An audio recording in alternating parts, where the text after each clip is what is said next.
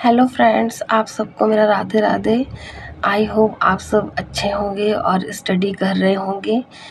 22 जनवरी से फॉर्म आ रहे हैं, तो आप लोग प्लीज़ उनको टाइम पर फिल कर लीजिएगा ताकि आप लोगों को सेंटर मिलने में दिक्कत ना हो। तो आज हम देखेंगे करंट अफेयर्स का टॉपिक राष्ट्रीय और अंतर्राष्ट्रीय महत्व की वर्तमान घटनाओं के अंतर्गत आता है। संकल्प 1701। चर्चा में क्यों? इजराइल के प्रधानमंत्री बेंजामिन नेतान्याहू ने घोषणा की कि वह लेबनान में हिजबुल्लाह के साथ युद्ध विराम पर सहमत हो गए हैं। संकल्प 1701। 11 अगस्त 2006 को अपनाए गए संयुक्त राष्ट्र सुरक्षा परिषद के प्रस्ताव 1701 का उद्देश्य 2006 के लेबनान युद्ध के दौरान इजराइल और हिजबुल्लाह के बीच शत्रुता को समाप्त करना था।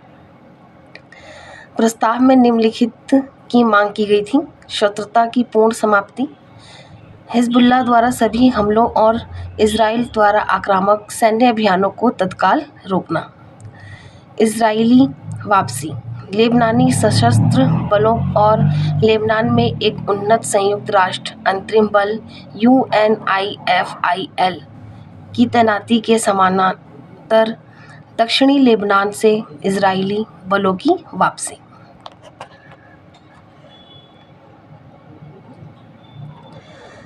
सशस्त्र समूहों पर निरस्त्रीकरण, यह सुनिश्चित करना कि लेबनान में कोई भी सशस्त्र समूह लेबनानी राज्य के अधिकार के बाहर काम ना करे, जिसका अर्थ है हिजबुल्लाह का निरस्त्रीकरण। बफर जोन की स्थापना, ब्लू लाइन, संयुक्त राष्ट्र द्वारा निर्धारित सीमा और लिटानी नदी के बीच लेबनानी सरकार और UNIFIL के अलावा किसी भी सशस्त्र कर्मियों, संपत्तियों और हथियारों से मुक्त क्षेत्र का निर्माण। सीमा सुरक्षा, सरकार की सहमति के बिना लेबनान में हथियारों और संबंधित सामग्रियों के अनधिकृत प्रवेश की रोकथाम। इन प्रावधानों के बावजूद संकल्प 1701 के पूर्ण कार्यान्वयन को चुनौतियों का सामना करना पड़ा है। हिजबुल्लाह ने दक्षिणी लेबनान में अपने हथियार और उपस्थिति बनाए रखी है और इजराइल ने सुरक्षा चिंताओं का हवाला देते हुए अभियान चलाए हैं। संयुक्त राष्ट्र स्थिति की निगरानी करना जारी रखता है, सभी पक्षों से क्षेत्र में शांति और स्थिरता बनाए रखने के लिए संकल्प का पालन करने का आग्रह करता है। वर्तमान युद्ध विराम प्रस्ताव।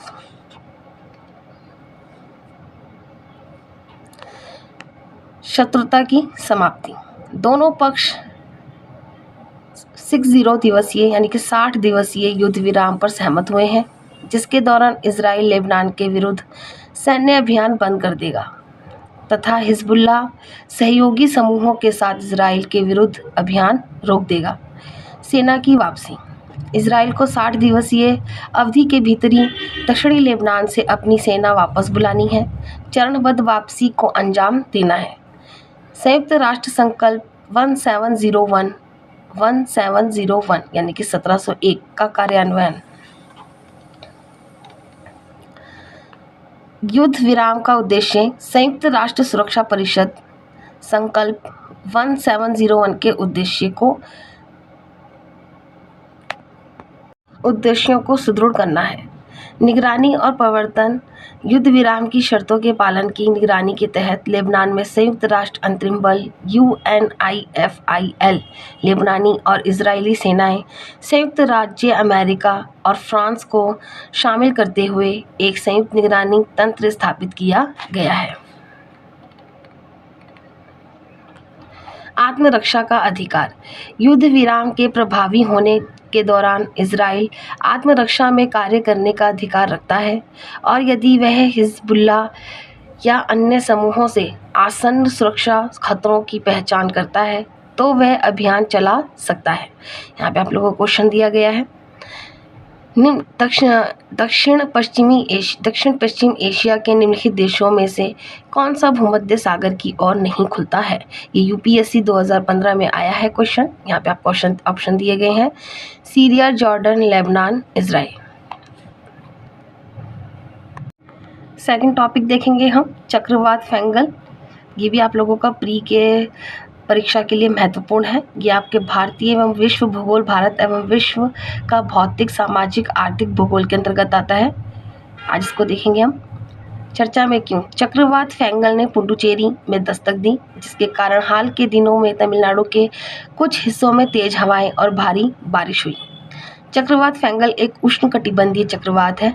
चक्रवात फंगल का नामकरण सऊदी अरब द्वारा किया गया है।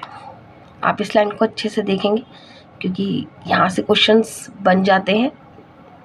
ये आप अच्छे से देखेंगे। यहाँ पर ये उष्णकटिबंधीय चक्रवात है और इसका नामकरण सऊदी अरब ने द्वारा किया गया है।